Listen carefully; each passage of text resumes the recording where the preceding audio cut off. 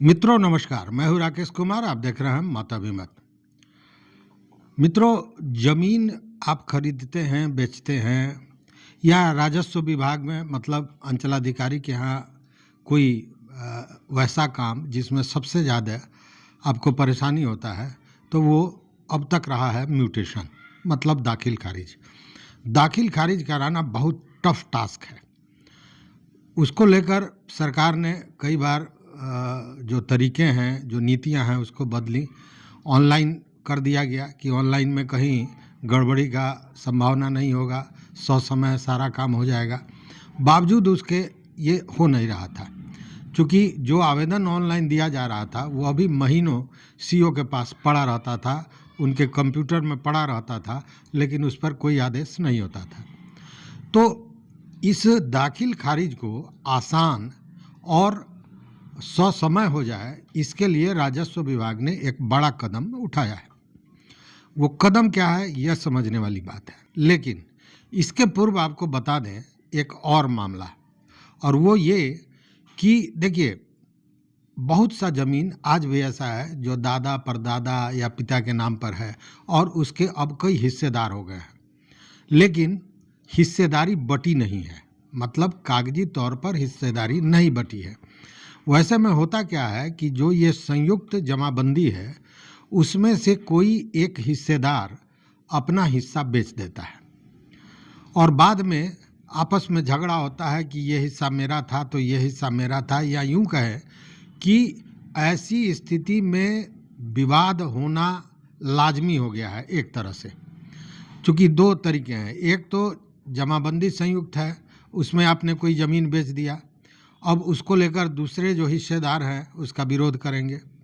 दूसरे, वैसा भी हुआ है कि आपने अपने हिस्से की ज़मीन सारी बेच ली है पहले ही, और बाद में चूँकि संयुक्त जमाबंदी है तो उस ऐसी स्थिति में क्या करता है व्यक्ति कि अपना हिस्सा तो पहले ही बेच चुका है, दूसरे के हिस्से को भी बेच देता है। चूँकि जमाबंदी एक ही है, अलग अलग हिस्सेदारी हुई नहीं है या बंटवारा हुआ नहीं है, और उसके बाद लड़ाई झगड़ा, केस मुकदमा ये लगातार जारी रहता है। और अगर आप देखें तो एक बड़ी संख्या केस मुकदमों की और फौजदारी मुकदमों की थानों में जो मामले हैं, उसमें एक बड़ा हिस्सा ऐसे मामलों का होता है।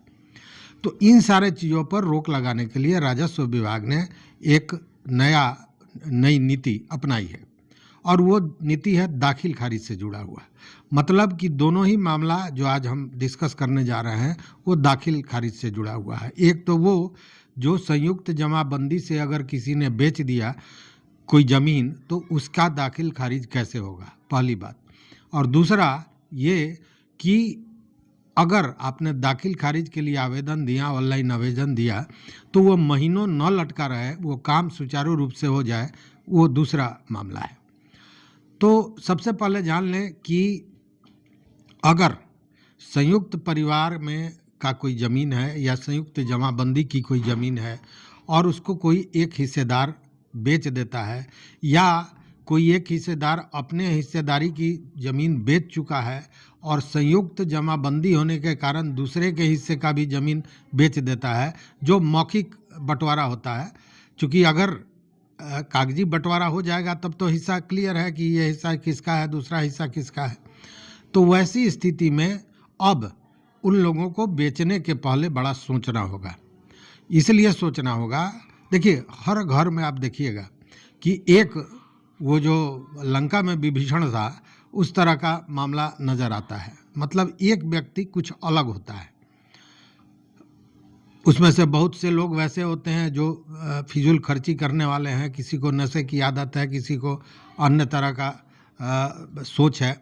तो वैसे में वो लोग जब किसी चीज़ के एडिक्ट हो जाते हैं, चाहे वो कुछ भी हो, तो ज़मीन को ही वो अपनी आमदनी का जरिया मानते हैं, बेचते हैं और उसी से काम करते हैं, और उसका खामियाजा पूरे परिवार को अपनी संपत्ति गंवा के लेनी पड़ती है, और इसी में विवाद होता है। तो अब अगर इस तरह कोई ज़मीन बेचता है तो उसका दाखिल खारिज नहीं होगा। नहीं होगा का मतलब ये नहीं कि होगा ही नहीं, नहीं होगा का मतलब कि सामान्य स्थिति में जिस तरह होता था वैसे नहीं होगा। अब उसको दाखिल खारिज कराने के लिए अन्य जितने भी हिस्सेदार हैं उनकी सहमति पत्र देनी होगी अंचल में।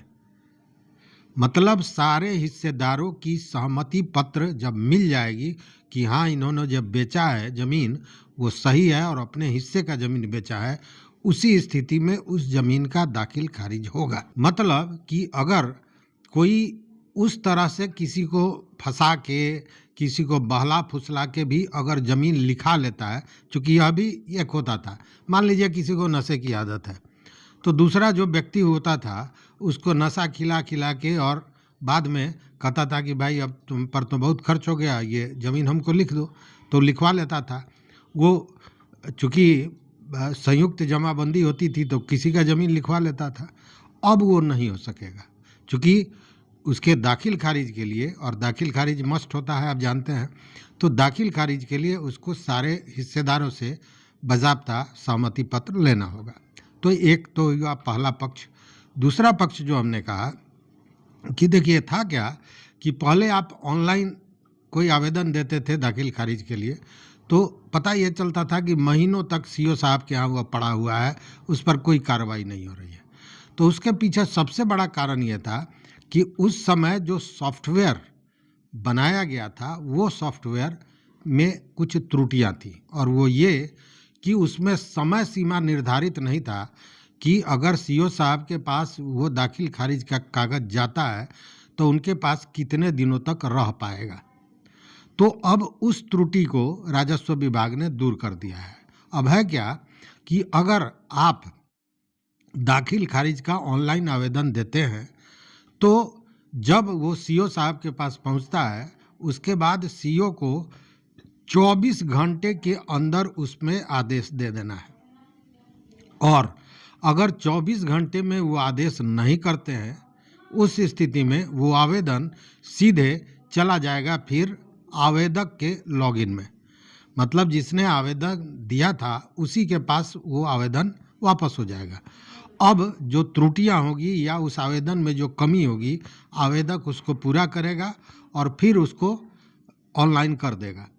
उसके बाद में फिर वो जाएगा सीओ के पास, और दूसरी बार भी अगर सीओ साहब ने 24 घंटे के अंदर उस पर आदेश नहीं दिया तो वो सीधे रिटर्न होके चला जाएगा राजस्व कर्मचारी के पास।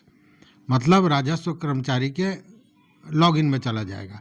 अब राजस्व कर्मचारी वहाँ से न उस आवेदन को निरस्त कर सकता है, अस्वीकार कर सकता है, और न ही उसको लंबित रख सकता है। अब उसको उस पर कार्रवाई करनी पड़ेगी, और इसके लिए अन्य कागजातों को देखने के लिए उसको 3 दिन का समय होगा और उसे स्वीकार करना पड़ेगा, क्योंकि स्वीकार करने के अलावा उसके बाद कोई रास्ता बचता नहीं है, वही एक विकल्प है। जब 2 बार सीओ के यहाँ से लौट के चला या राजस्व कर्मचारी के यहाँ, तब उनको करना ही करना है। तो इस स्थिति में अब ये जो लंबे समय तक दाखिल खारिज का मामला सीओ के यहाँ फंसा रहता था वो मामला समाप्त हो जाएगा। मतलब दाखिल खारिज को लेकर ये बहुत बड़ा अपडेट है और दोनों ही बड़ा महत्वपूर्ण है, इसलिए इन सारी चीज़ों को जानना आवश्यक था।